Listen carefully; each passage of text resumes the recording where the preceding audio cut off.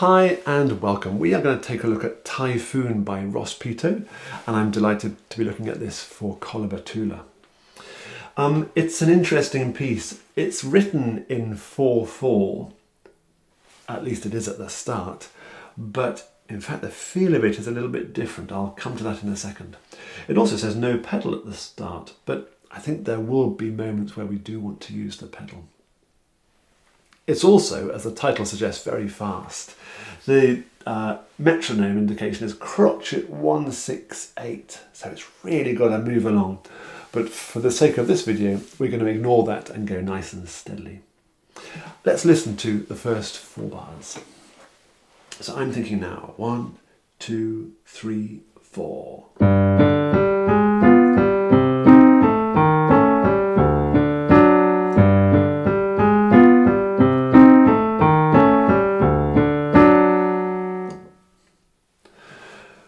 Accent. At the end of each 2-bar phrase, the right hand has an accent and it's held as well.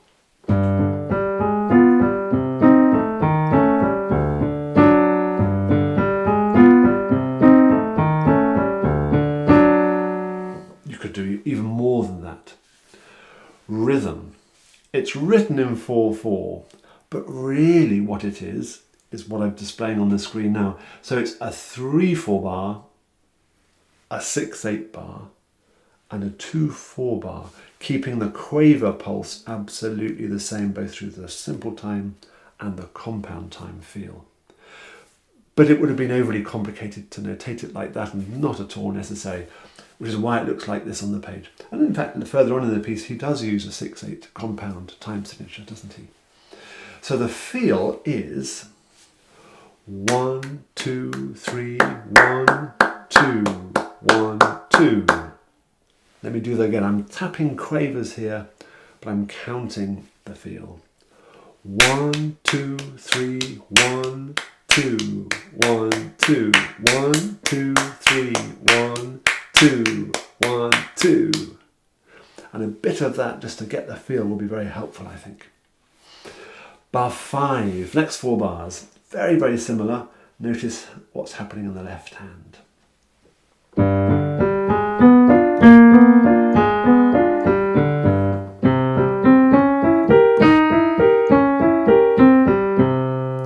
And enjoy those delicious crunches that are created.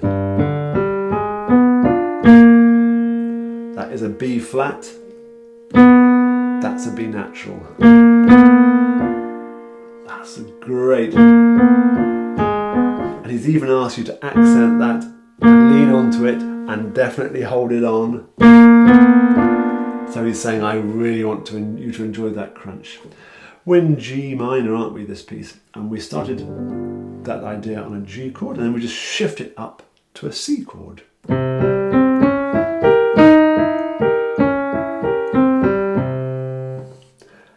Let's carry on.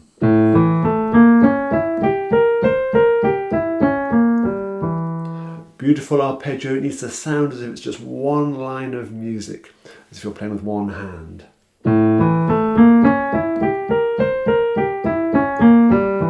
So the same intensity of sound, the same pressure on the keys throughout that. And in fact, I'm ignoring the fact he has asked us also to grow through that. So it's going to grow in intensity.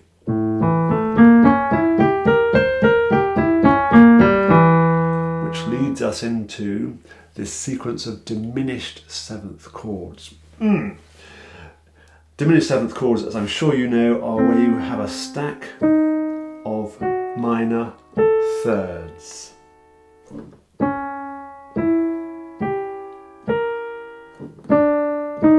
Sorry.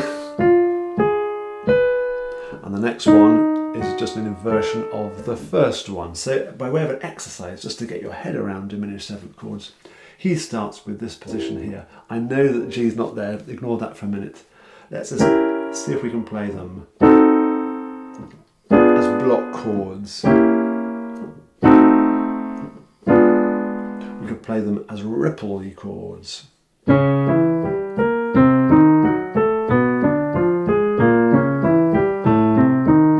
In contrary motion.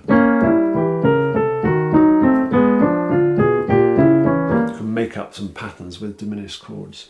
Now what's he doing here? He's putting down an E flat pedal, and he's missing out one of the notes, but the sound is definitely of that.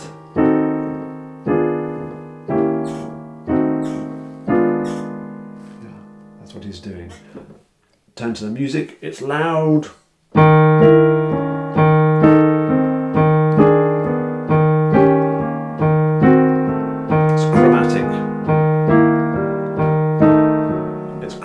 All the way down to there, no exceptions, nothing, it doesn't alter the chords at all, so get used to that feel, and it will take a little bit of time over that E flat pedal. It's a great idea, lots of composers do that, moving chords over what we call a pedal when you have a note in the bass, because that comes from the world of organ playing.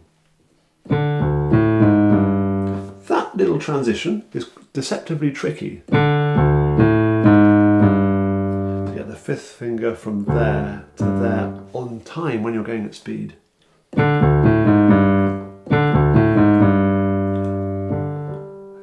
so you will need to drill that bit, I'm sure, if you're like me. Bar 16, nice and steady. We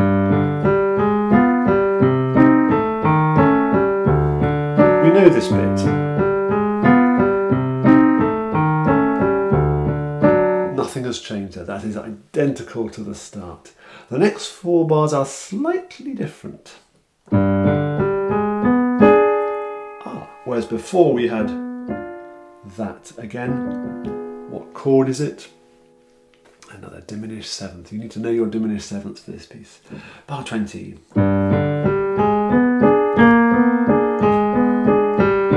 know what's happening here.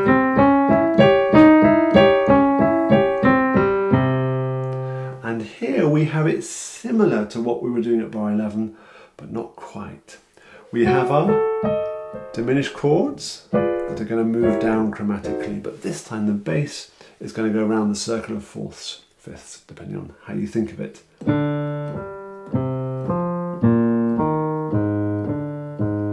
it just sits there for a moment.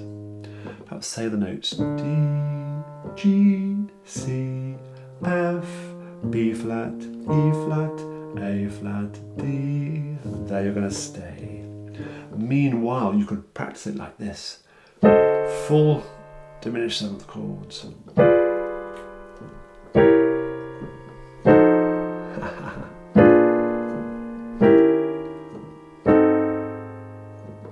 And then it changes. And then let's play it as block chords, but what Ross Petot has written. So we've got, he missed out the C, didn't he? Enjoy the colour of the harmony here, the flavour of the harmony. It's at that point that it changes slightly. Then try what's written, perhaps.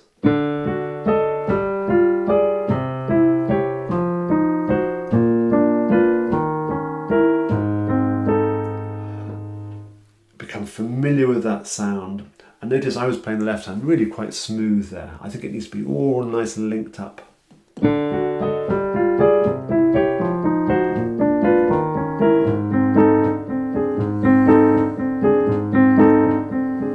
So a slight sense of whoa going on there. 3 bars identical, then a whole bar of hushed before, 1 bar just to take us back into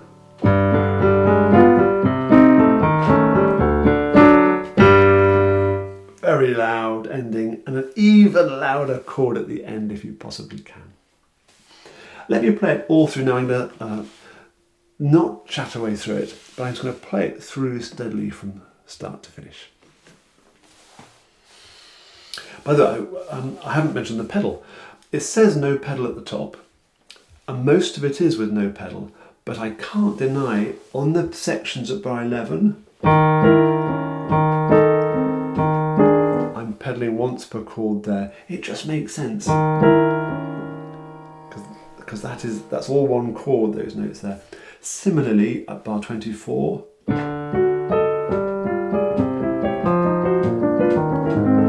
there's an argument for saying you could use a bit of pedal there as well. Okay, here we go. So I'm thinking 1, 2, 3, 4.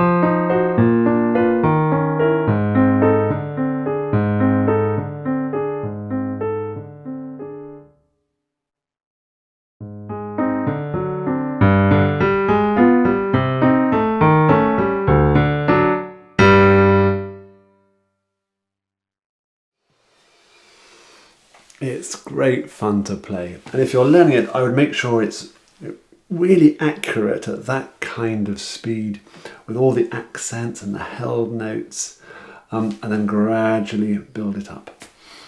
I hope you found that useful. Any questions, do pop them down below. Take care. Bye-bye for now.